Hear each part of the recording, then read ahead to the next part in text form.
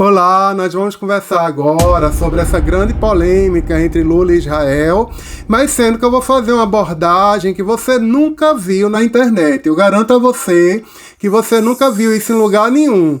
E a gente vai abordar de uma forma extremamente profunda. Eu garanto a você, se você for até o final desse vídeo, você vai conseguir ter aquela visão do super-homem. Você vai conseguir enxergar a coisa por dentro. E não só isso, você vai poder levar essa visão de raio-x, essa visão de super-homem, para a sua vida, para o seu dia a dia, para os seus relacionamentos, para a forma como você lida com as pessoas, ok? Então vamos lá, sem mais delongas. Antes de falar, de fazer essa análise entre Lula e Israel, eu preciso contar um caso que envolveu um judeu e um palestino. Um caso que aconteceu no século passado, há 30 anos atrás. E que caso foi esse? Marshall Rosenberg, ele é autor do livro Comunicação Não Violenta, e ele faz uma coisa interessante. Ele contou que foi lá na Palestina dar uma palestra na faixa de Gaza, e detalhe, Marshall Rosenberg, para quem não sabe, ele é judeu e ele é americano. Então ele foi lá dar a palestra na faixa de Gaza. De repente, uma pessoa começou a gritar assim: assassino! Imagina você dando uma palestra, você falando para as pessoas e de repente alguém do grupo começar a gritar: assassino! O que é que você vai fazer numa situação dessa, né? Então, foi isso que aconteceu com Marshall Rosenberg, né? Então, ele usou a metodologia da comunicação não violenta. Ele pensou assim: peraí, se tem alguém me chamando de assassino, é porque essa pessoa ela tem alguma necessidade não atendida.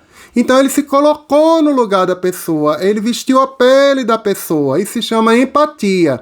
Empatia é você vestir a pele da pessoa. É diferente de simpatia. Simpatia é quando você torce pelo mesmo time, é do mesmo partido. Não, a empatia é você vestir a pele de uma pessoa que seja aparentemente diferente de você. No caso, Marshall Rosenberg, ele era judeu e americano, e o outro era palestino, estava chamando ele de assassino. Então, o que é que ele fez? Se alguém está me chamando de assassino, então qual é a necessidade dessa pessoa? Então, ele disse lá na palestra, ele disse: poxa, mas você deve estar se sentindo muito medo, muita insegurança, não é isso? Para você estar me chamando de assassino, você deve estar sentindo muito medo. Vai no sentimento e na necessidade. Você está sentindo muito medo e muita insegurança. E aí o palestino disse: é verdade, porque aqui não tem água encanada, não tem luz elétrica, vocês americanos só fazem jogar bomba em cima da cabeça da gente, e não sei o que, e começou a falar. Isso tem no livro lá, Comunicação Não Violenta, essa história que eu estou contando, de Marshall Rosenberg. Então, ele pegou, deixou o palestino falar, porque veja, primeira coisa, você, né, o que é que isso, talvez você diga assim: mas Fernando Feliz, o que é que isso tem a ver comigo? Tem tudo a ver com você. Porque se tem alguém transtornado, alguém lhe acusando de alguma coisa, a primeira coisa, veja, eu vou te dar uma chave agora, anota aí. Se você tiver um caderno, anota isso que eu vou falar. Anota com letras maiúsculas, inclusive, essa frase de 4 palavras só. Anote isso aí, que isso vai fazer uma diferença muito grande na sua vida. Essa frase é uma chave para você se relacionar com todo tipo de pessoa, principalmente as pessoas que estiverem transtornadas, as pessoas que estiverem agressivas, ok? Então, a chave é essa: nunca é com você. Escreva isso aí: nunca é com você. Nunca é com você. Então, se aquele palestino estava chamando o Marshall Rosenberg de assassino, não tinha nada a ver com o Marshall Rosenberg. O Marshall Rosenberg nunca matou ninguém, né? Mas tinha a ver com os problemas do palestino, com a necessidade não atendida dele, com o medo que ele estava sentindo. Então, Marshall Rosenberg foi e disse assim: então, você está se sentindo muito seguro? Ele disse: não, porque vocês jogam bomba na nossa cabeça, porque aqui não tem água encanada, não tem escola, nossas crianças estão morrendo. E ele deixou que o palestino falasse, porque você tem 2 ouvidos e uma boca. Para quê?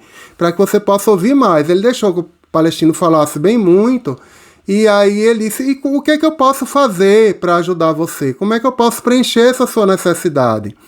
E aí o palestino disse: não, você deveria ir lá no seu país e pedir para eles pararem de jogar bomba na gente, não sei o quê. Ele disse: ok, eu vou lá, eu sou dos Estados Unidos, sou americano, eu vou lá e vou fazer o possível para que o meu país bote o pé no freio. Ok. Mas aí ele disse assim, agora eu também tenho um pedido para lhe fazer, ele disse para o palestino. Aí ele disse, diga. O palestino já estava mais calmo, né? Já tinha falado, porque veja, se você deixa a pessoa falar, se você evita de se argumentar, de contra-argumentar e deixa a pessoa falar, automaticamente a pessoa se acalma, né? Então eu vou te contar, eu vou fazer agora com você um teste de vida ou morte agora. Fica aí que eu vou fazer um teste de vida ou morte com você, ok? Mas fica aí só para te explicar isso aqui. Então, ele disse assim, qual é o meu pedido? Ele pediu para o palestino, eu gostaria de fazer um pedido. O palestino, diga o que é que você quer. Ele disse, veja só, eu tenho uma necessidade muito grande de conexão com vocês, de me conectar com vocês. Porque o Marshall Rosenberg, ele via muito ser humano que estava por trás. Então, essa é a visão do raio-x, a visão do super-homem. Ele via o ser humano, então ele dizia assim, eu gostaria muito de me conectar com você. E aí o palestino disse, tá. Aí ele disse, agora veja, esse rótulo de americano e de judeu que você está colocando em mim, eu sei que cria um distanciamento entre a gente. Deixa eu lhe pedir uma coisa, em vez de você me enxergar como americano ou como judeu, me veja como ser humano, que eu sou, né? Me veja como ser humano, veja o ser humano que existe dentro de mim, da mesma forma que eu estou vendo o ser humano que existe dentro de você.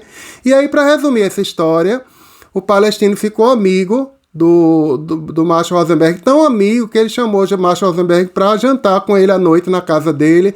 Ele conheceu as filhas adolescentes do palestino, conheceu a esposa, jantou na casa deles e ficaram amigos, né, durante muito tempo, durante vários anos, até Marshall Rosenberg morrer. Então veja que interessante, né? Então, o poder da comunicação não violenta ela é maior do que qualquer tipo de violência. Ah, Fernando Feliz, mas seu vídeo aí é clickbait, né? O que é que tem a ver com Israel, com Lula? Aí agora que a gente vai chegar lá. Vamos analisar Luiz Inácio Lula da Silva profundamente. Eu vou fazer um convite para você. Esqueça o político, esqueça se você acha que ele é corrupto, que não é, esqueça se você acha que ele falou besteira, que não falou. Veja o ser humano que existe dentro dele. Então, vamos mergulhar na alma dele e depois eu vou fazer uma análise com Benjamin Netanyahu também. E você vai perceber que as nossas almas, elas são extremamente parecidas, a minha, a sua, de Lula, de Bolsonaro, de Benjamin Netanyahu, e isso é uma análise muito profunda. Você nunca viu esse tipo de análise na internet, a gente vai fazer essa análise, ok? Então veja só, como é que você faz para você mergulhar dentro da alma de outra pessoa? É só você fazer uma pequena pergunta. E essa pergunta eu acho que é importante você anotar também, porque essa pergunta ela faz com que você se desarme completamente diante de qualquer tipo de agressão ou violência. Mesmo que alguém venha com agressão, venha com violência, ou mesmo que alguém haja de uma forma, tenha um comportamento inadequado, você consegue mergulhar dentro da alma dessa pessoa com essa pergunta. E que pergunta é essa? É você perguntar assim, anota isso aí. Qual é a verdadeira intenção dessa pessoa? Qual é a verdadeira intenção dessa pessoa? Vai por aí. Que aí quando você pergunta qual é a verdadeira intenção dessa pessoa, automaticamente você abre um campo de visão mais profundo, ok? Por exemplo, se uma pessoa está lhe agredindo no trânsito e tudo, qual é a verdadeira intenção dessa pessoa? Realmente, será que essa pessoa queria lhe agredir ou ela estava apressada, estava atrasada e por aí vai? Sim, eu vou fazer aquele teste com você. Fica aí que é um teste de vida ou morte. A gente vai fazer agora, tá certo? Um teste de empatia. Então, você pergunta qual é a verdadeira intenção dessa pessoa? Qual é a verdadeira intenção de Lula? Né? Então, esquece a parte superficial, como ele falou, como ele disse, o que ele falou, o que ele deixou de falar. Não vamos por aí, não. Isso é uma análise da personalidade. Vamos para a alma. Então, vamos primeiro para a sua alma, tá certo? Vamos fazer o seguinte, eu quero que... isso vai durar 1 minuto só, é bem rapidinho, tá certo? Você coloca as 2 mãos no peito, fecha os olhos, e eu quero que você imagine uma criança israelense na sua frente, uma criança judia, imagine ela na sua frente. Procura doar todo o amor que você tem para essa criança, procura ver o ser divino, a beleza que existe nela, ok? 10 segundos só, vamos lá, imagine a criança na sua frente e doe toda a beleza que existe dentro dela. Ok, agora eu quero que você faça a mesma coisa, imagine uma criança palestina.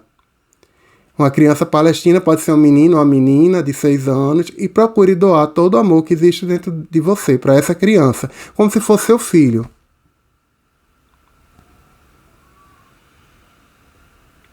Perfeito. Você consegue perceber dentro do seu coração que a criança judia e a criança israelense, todas duas, aliás, a criança judia e a criança palestina, todas duas são sagradas.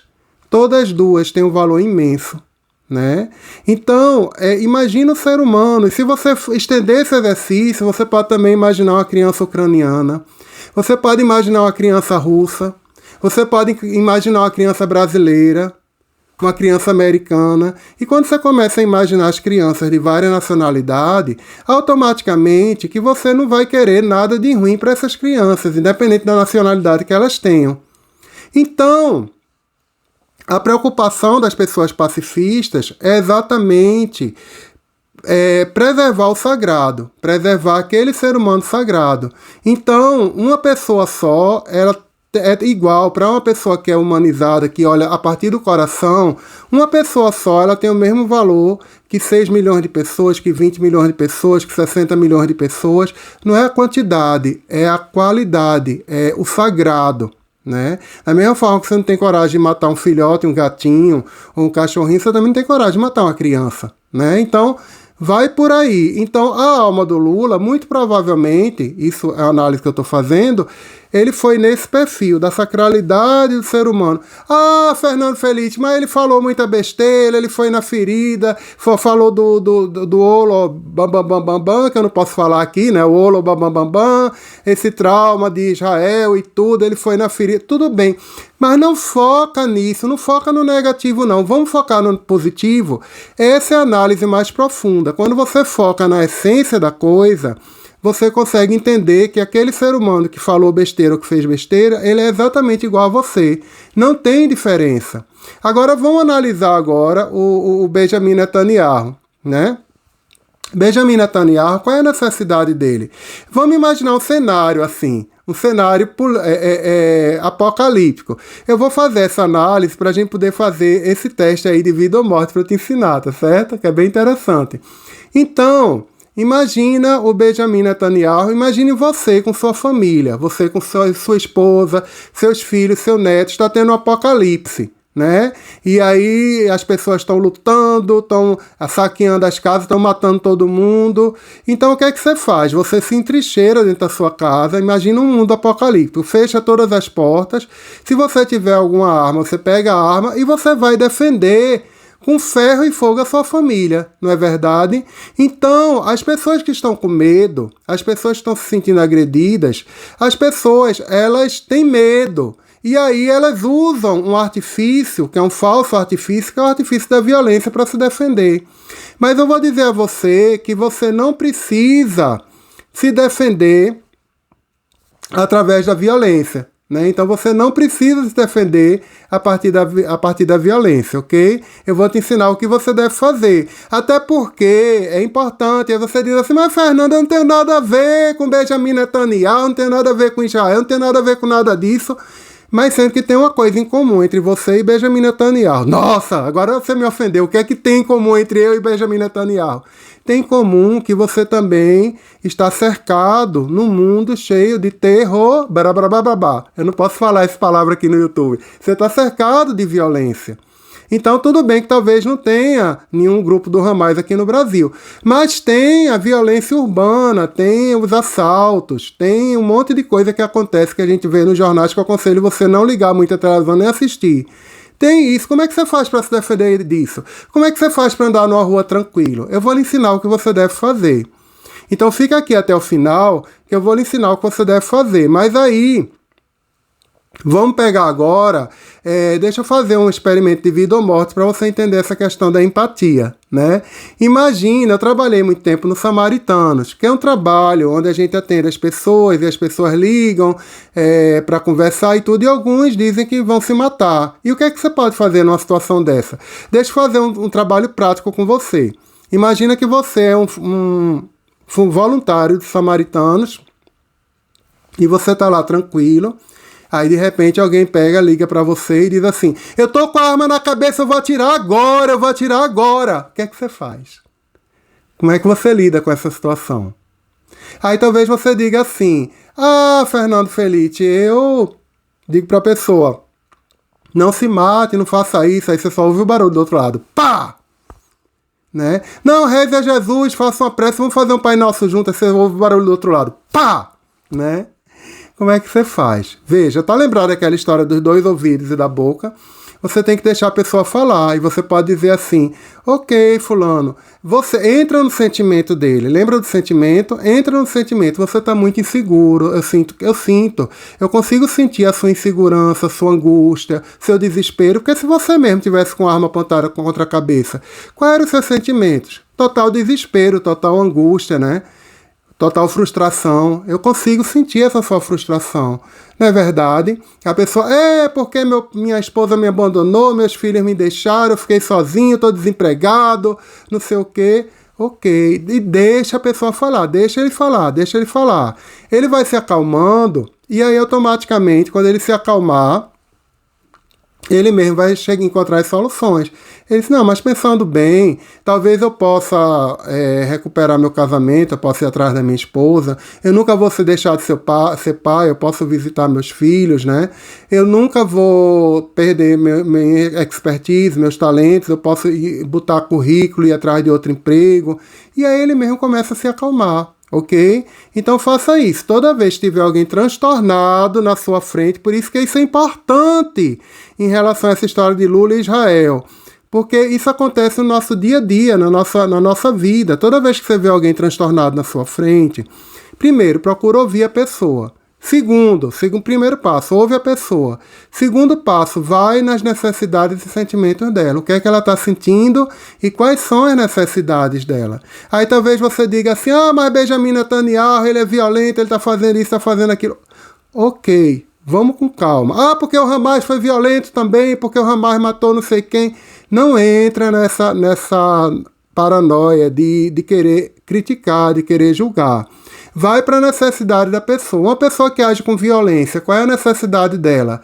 Marshall Rosenberg, ele define violência com o melhor conceito que eu já ouvi falar. Ele diz assim: violência, se quiser anotar isso aí, anota, que isso é bem interessante. Ele diz assim: toda violência é uma expressão trágica, uma expressão dramática de uma necessidade não atendida. Toda violência é uma expressão trágica, uma expressão dramática de uma necessidade não atendida. Veja que coisa interessante, né? E aí, talvez você... Porque qual é o problema da violência? A violência, ela gera uma sensação de falsa eficácia. Eu vou te dar um exemplo bem rapidinho. Antigamente, mas na minha geração, hoje em dia isso já é considerado crime. Antigamente, um pai ou a mãe, o filho tirava nota baixa. Talvez se você tiver a minha idade, eu tenho 52 anos, talvez você tenha acompanhado isso.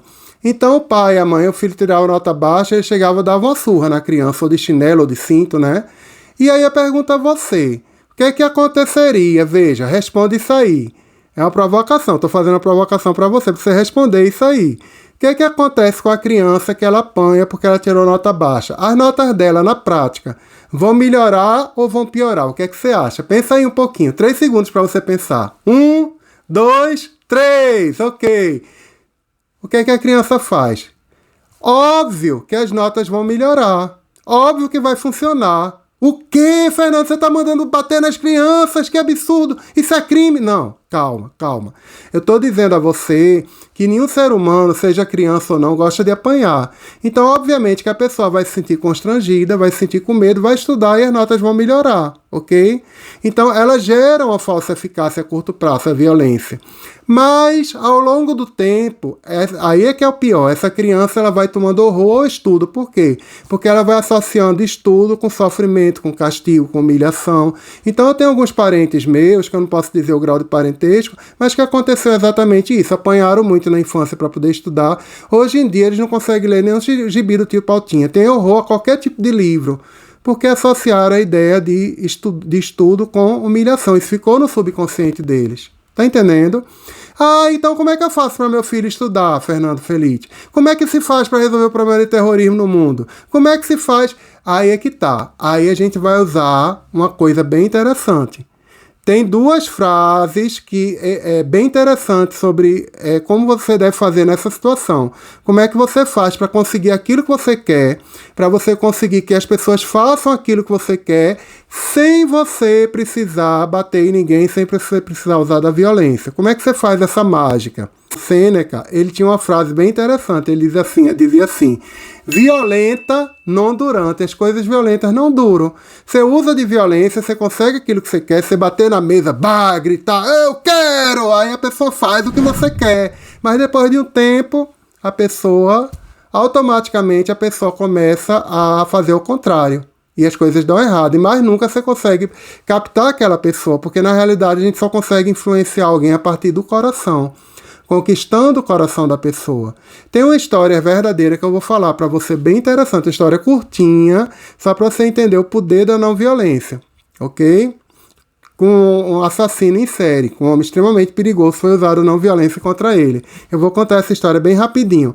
Mas antes disso, vamos pegar aquela frase de Mahatma Gandhi, que ele diz assim, eu estou convencido que a não violência ela é lenta, muito lenta, mas estou convencido que é o caminho mais rápido. Veja que interessante. A não violência, Gandhi dizia, a não violência é lenta, muito lenta, mas estou convencido que é o caminho mais rápido. Por quê? Porque você só consegue realmente persuadir alguém, influenciar alguma pessoa a liderar através da não violência. Não tem outro caminho. A violência ela gera uma eficácia ilusória. No desespero, as pessoas quando estão com muito medo, elas usam de violência, mas dá tudo errado no final, ok? Então, a não violência é uma sementezinha de luz que você coloca no coração daquela pessoa. Demora. A pessoa não vai ter aquela resposta que você quer na hora. Demora muito tempo para germinar a semente. Da mesma forma que a semente física, você plantou, ela demora anos, às vezes, para formar um coqueiro. Aquela semente de luz, de perdão no coração da pessoa, ela demora muito tempo para germinar. E aí, agora, vamos falar dessa história que eu vou te contar. Certa vez, Chico Xavier ele foi no presídio de segurança máxima. Essa história é real. E aí, ele foi visitar os presos e ele decidiu abraçar cada um dos presos. Então ele chegava, conversava com o preso e dava um abraço. Mas nisso, lá nesse presídio de segurança máxima, tinha um preso que ele era, o termo aqui do Nordeste, o cão chupando manga. O cão chupando manga. Ele era aquela pessoa que ele já tinha matado, sequestrado, estuprado, feito tudo de ruim. E aí o pessoal disse, o diretor do presídio, Chico, não tem como você chegar a abraçar ele é muito perigoso. Aí Chico disse, não, eu vou abraçá-lo assim mesmo. Então veio, né, o preso, e nisso quando o preso veio, ficaram vários soldados com as armas em punho, né, com o rifle apontado para o preso, para que se ele tentasse fazer alguma coisa com Chico Xavier, eles atirariam. Veja só como era o negócio. E aí Chico foi e abraçou o preso, com o amor que ele tinha, né? Quando ele abraçou o preso, sabe o que é que o preso fez? O preso era um homem forte, né? Marrudo, ele era moreno, assim, bem forte. E aí, com a cara bem ameaçadora, mas quando Chico chegou e abraçou ele, envolveu ele com amor, sabe o que é que ele fez? Começou a chorar. Chorou como uma criança. Ou seja, essa semente de luz que Chico Xavier colocou no coração daquele preso vai ficar para o resto da eternidade. Ou seja, não existe arma mais poderosa do que a não violência. E o que é que eu tenho a ver com Benjamin Netanyahu, Fernando Felite? Porque talvez você também se sinta inseguro, né? Eu moro aqui em Recife, é uma cidade extremamente com muito homicídio, muita morte. Mas o que é que você faz para poder você se proteger dessa violência? Você não precisa comprar um revólver, um espingarda, dormir com um revólver embaixo do travesseiro. Você não precisa disso. A única coisa que você precisa, e é uma coisa que Beth Russo compartilha com a gente, é você elevar o seu padrão vibratório. Você elevando o seu padrão vibratório, aí automaticamente você se protege de toda e qualquer violência. Veja que interessante. Então, o que é que acontece? Eu vou contar um caso bem rapidinho, só para ilustrar isso aí, né? O poder de você elevar o padrão vibratório. A Beth Russo, ela conta uma história. Beth Russo, se você não conhece, você bota lá o Ponopono Mágico, que aparece lá, vários vídeos dela. Um dos vídeos ela fala isso, eu não me lembro exatamente qual vídeo, ela conta essa história real, né? Ela tava nessa vibe que eu não aconselho a você ficar, né? Que é assim, assistindo muita notícia de crime, muita coisa na rádio, ligava a rádio, via notícia de crime, fulano matou Beltrano. Esse tipo de coisa é péssima, porque enriquece o seu subconsciente de negatividade e mais cedo ou mais tarde a sua mente ela é feita um projetor de cinema. Ela vai terminar projetando na sua realidade aquilo que você está assistindo. Graças a Deus não é rápido não, demora. Mas acontece.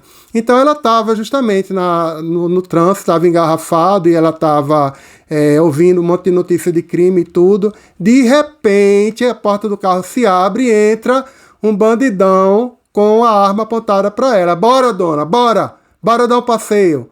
E aí ela começa a chorar. Mas meu amigo, não faça nada. Não quero saber não, bora dar um passeio, não sei o quê. Aí chegou, disse, pare aí. Aí ela parou em frente ao cemitério. Ele disse, agora eu quero que você me passe todo o seu dinheiro, mas eu não tenho quase nenhum dinheiro aqui, senhor, só tenho 20 reais. Não, mas eu quero, passe o cartão de crédito. Ela disse, eu não tenho cartão de crédito. Agora, na hora, ela estava tão nervosa que ela terminou mentindo. Ela tinha cartão de crédito, sim, estava na carteira. Aí ele disse, passe para cá a sua carteira. E aí ela passou. Ele disse, olha, eu vou olhar a sua carteira agora. Se tiver um cartão de crédito aqui dentro, tenha certeza que você, a senhora, vai ficar nesse cemitério aqui. Veja que situação. Imagina você numa situação dessa. Aí o que é que ela fez? Como é que ela podia? Veja, ela estava com padrão vibratório alto, baixo, aliás, ela estava com padrão vibratório baixo porque ela estava assistindo notícia de crime, de morte, dessas coisas, baixa a vibração da pessoa. Aí o que é que ela fez? Ela começou a rezar. E ela disse, Jesus, me ajude a sair dessa situação, né? Eu não quero morrer agora, me ajude, me proteja, me envolva com a sua luz, né? E aí o ladrão começou a olhar a carteira dela, ela disse que por 2 vezes o ladrão bateu o olho no cartão de crédito dela, olhando a carteira, e não conseguiu enxergar o cartão de crédito. Ele viu visualmente, mas não se deu conta. Veja que proteção, coisa interessante. Mas aí depois ela fez silenciosamente, ela fez uma prece para a alma do ladrão, para o eu superior do ladrão. E ela começou a rezar para ele, meu amigo, Jesus de Nazaré, que eu sei que você existe dentro do coração dessa pessoa.